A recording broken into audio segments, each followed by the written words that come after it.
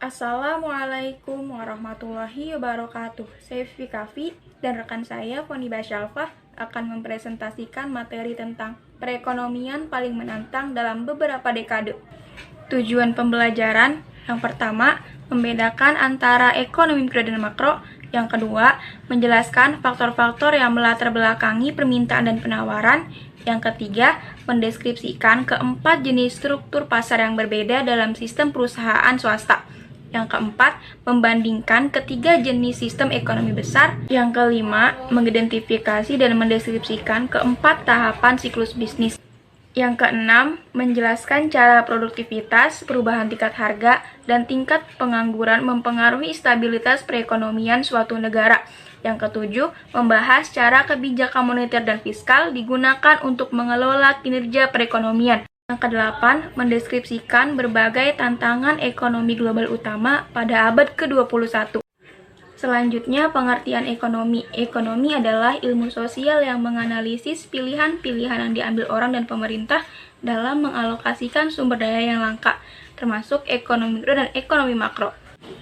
Selanjutnya, ekonomi mikro. Ekonomi mikro adalah kajian tentang unit-unit ekonomi kecil, seperti konsumen, keluarga, dan perusahaan.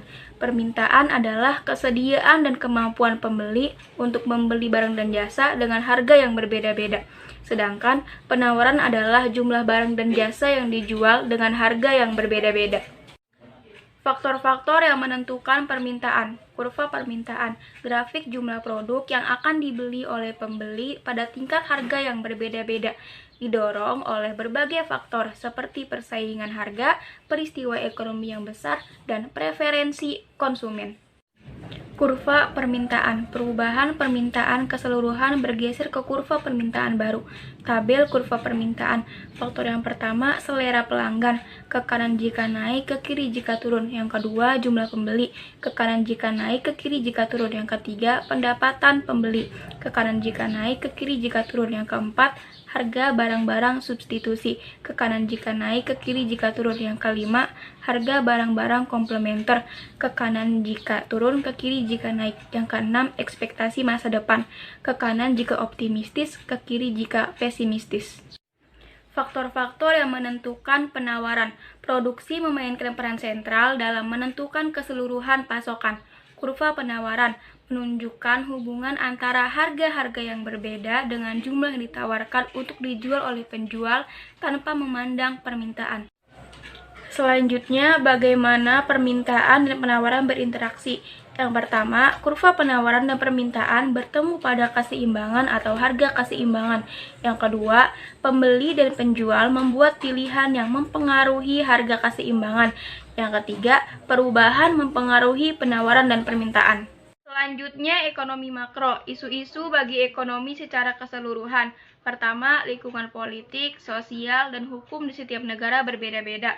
Yang kedua, ekonomi umumnya diklasifikasikan menjadi 3 kelompok. Yang pertama, kapitalisme sistem perusahaan swasta atau ekonomi pasar. Yang kedua, ekonomi terencana, sosialisme, komunisme. Yang ketiga, perekonomian campuran, kombinasi keduanya. Selanjutnya, kapitalisme, sistem dan persaingan perusahaan swasta. Yang pertama, bisnis memenuhi kebutuhan konsumen dan dihargai melalui keuntungan. Yang kedua, pemerintah lebih menyukai pendekatan lepas tangan. Yang ketiga, persaingan pasar mengatur kehidupan ekonomi. Yang keempat, 4 jenis kompetisi perusahaan swasta yang meliputi kompetisi murni, persaingan monopolistik atau monopolistis, oligopoli, dan monopoli. Selanjutnya, ekonomi terencana. Kontrol pemerintah menentukan kepemilikan bisnis, keuntungan, dan alokasi sumber daya. Komunisme. Yang pertama, properti yang dimiliki dan dibagikan oleh masyarakat di bawah pemerintahan pusat yang kuat. Yang kedua, diadopsi pada awal abad ke-20 oleh banyak negara, tetapi monopoli milik pemerintah sering mengalami ketidakefisienan. Selanjutnya, sosialisme. Yang pertama, kepemilikan dan pengoperasian industri besar oleh pemerintah seperti perawatan kesehatan dan komunikasi. Yang kedua, beberapa kepemilikan industri swasta diperbolehkan. Slide selanjutnya akan dibacakan oleh rekan saya. Selanjutnya yaitu ekonomi pasar campuran. adalah sistem ekonomi yang menggabungkan ciri-ciri perusahaan swasta dan ekonomi terencana. Campuran perusahaan publik dan swasta dapat sangat bervariasi dari satu negara ke negara lainnya. Nah, proses mengubah perusahaan milik publik menjadi milik swasta disebut privatisasi.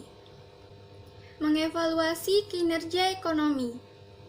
Sistem ekonomi harus menyediakan lingkungan bisnis yang stabil dan pertumbuhan yang berkelanjutan. Keputusan bisnis dan perilaku konsumen berbeda di berbagai tahapan siklus bisnis, yaitu 1. Kemakmuran, yaitu kepercayaan konsumen yang tinggi, dan bisnis memperluas. 2. Resesi, yaitu kemunduran ekonomi siklis yang berlangsung selama 6 bulan atau lebih. 3. Depresi, yaitu resesi yang diperpanjang. 4. Pemulihan, yaitu pengangguran dan meningkatnya produktivitas bisnis. Selanjutnya yaitu produktivitas dan PDB. Produktivitas adalah hubungan antara barang dan jasa yang diproduksi di suatu negara setiap tahunnya dan input yang diperlukan untuk memproduksinya. Perubahan tingkat harga. Inflasi adalah kenaikan harga yang disebabkan oleh kombinasi permintaan konsumen yang berlebihan dan kenaikan biaya bahan baku. Tingkat inflasi inti adalah tingkat inflasi suatu perekonomian setelah harga-harga bahan bakar dan makanan dikesampingkan. Inflasi tarikan permintaan, yaitu permintaan konsumen yang berlebihan. Inflasi dorongan biaya, yaitu kenaikan biaya faktor-faktor produksi. Dan hiperinflasi, yaitu melonjaknya harga konsumen. Inflasi mendevaluasi uang. Orang dapat membeli lebih sedikit dengan apa yang mereka miliki, atau daya beli menurun. Deflasi terjadi bila harga-harga terus menurun. Deflasi dapat menyebabkan perekonomian melemah. Mengelola kinerja ekonomi.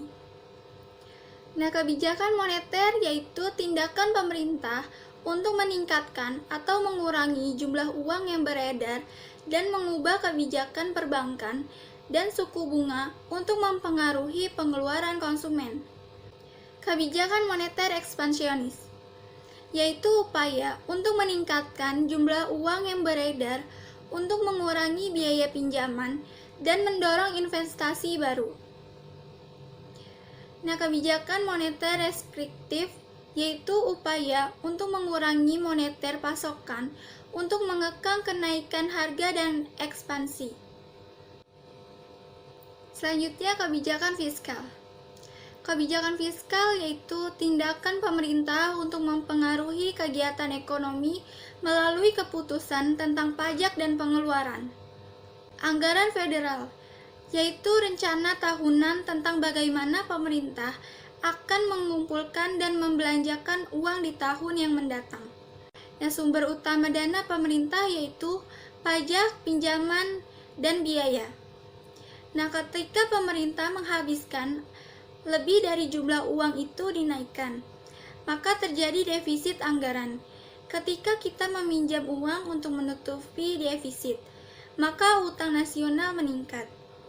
Nah, jika pemerintah memiliki lebih banyak uang daripada yang dibelanjakan, maka akan ada surplus anggaran. Sekian dari kelompok saya. Wassalamualaikum warahmatullahi wabarakatuh.